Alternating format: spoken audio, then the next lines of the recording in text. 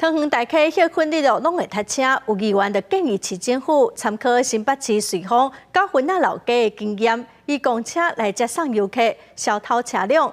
交通局是表示讲，伫歇热进前，因会来推动。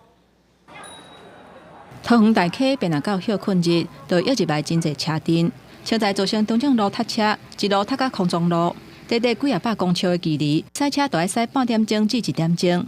对外的武岭桥嘛，袂输变做大型的停车场，车流是拢袂顶袂动。那你们塞车的，那你们自己出门呢？我们不选择在假日出门，我们假日都够着。不敢出门，因为都塞车了。要开到那个埔顶那个红绿灯那边，大概就要开个25分钟以上。平常呢？平常大概5分钟。在地议员表示，旧城区停车格数量有限，可是在地居民都无够用啊，根本就无假的停车格会当互观光客使用。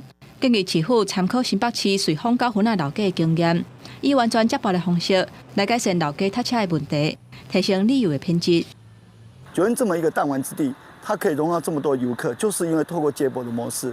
所以呢，大溪如果可以透过接驳模式去解决的话，我相信可以立竿见影的去处理车辆拥塞问题。短期方案会先启动大溪桥头停车场的扩建计划，辟使大溪桥头月眉停车场的是大溪老街的接驳车。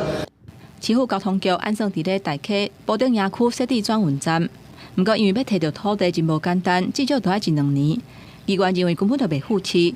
交通局表示，短期会先启动停车场扩建甲接驳车的方案，嘛已经积极找业者来包接驳车的计划，希望伫咧休热进前推动改善交通的问题。记者综合报道。